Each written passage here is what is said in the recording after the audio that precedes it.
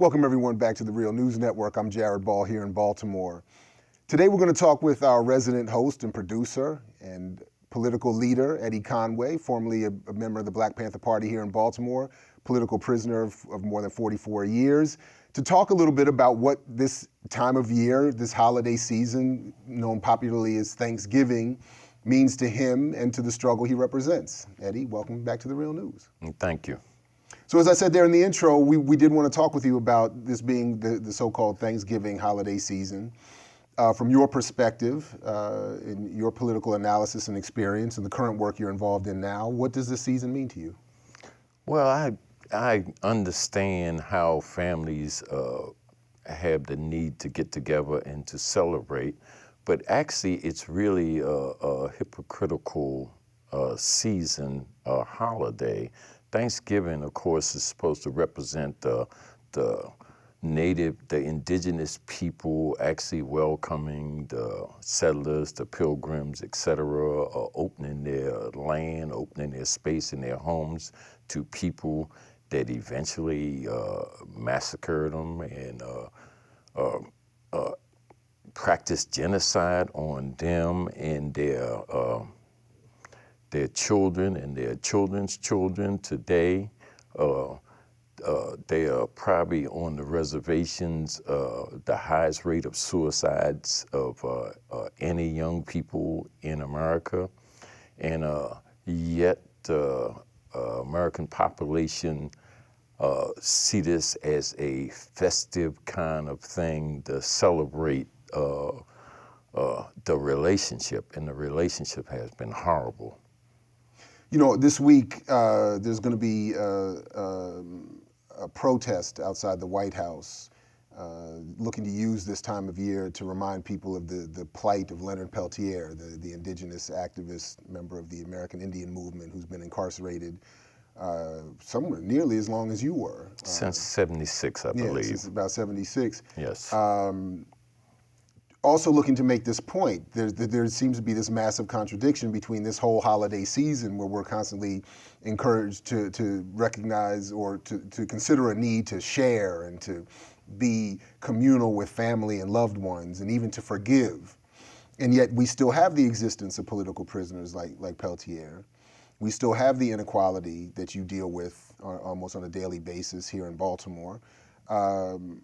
How would you think how would you think that people could use this time to reflect on what's really going on, or maybe about the direction this country is headed in, or the world is headed in? What maybe could this time be more appropriately, or how are you using this season to more appropriately politicize the people with whom you work or the loved ones with whom you engage? Well, I think it's always important to try to reach into the community and work with people in the community. And this season, like any other season or any other day of the year, I think people need to start engaging back in the community.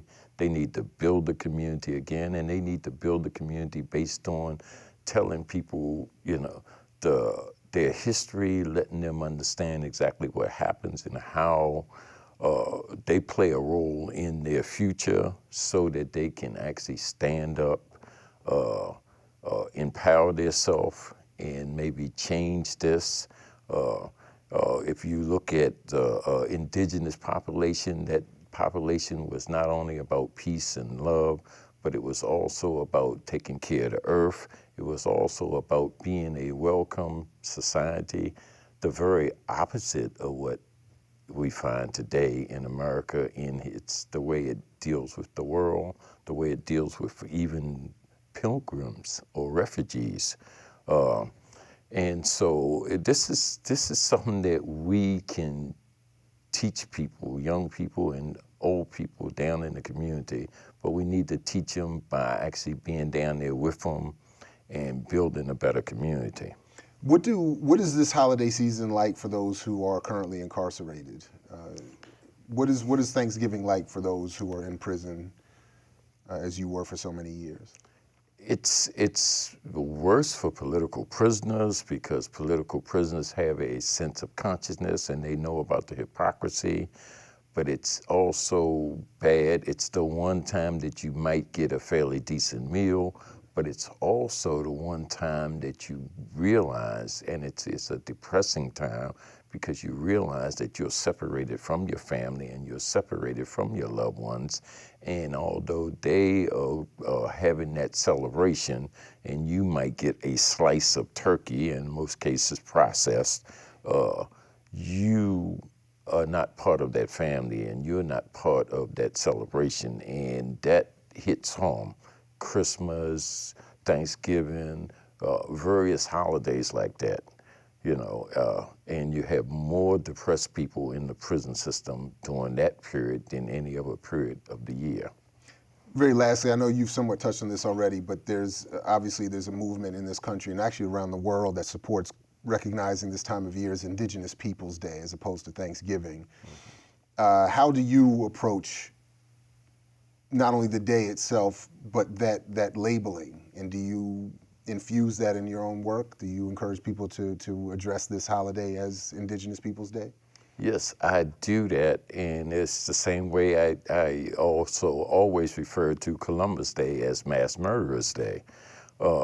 And I try to educate and let people know exactly what this means and what it represents, and the impact that this whole, the hypocrisy of the holiday have on Indigenous people, not only here in America, but around the world. Well, Eddie Conway, thanks again for joining us here at The Real News. Thanks for having me. And thank you for joining us here at The Real News. Again, for all involved, I'm Jared Ball here in Baltimore, saying as always, as Fred Hampton used to say, to you we say peace if you're willing to fight for it. So peace, everybody, and we'll catch you in the whirlwind.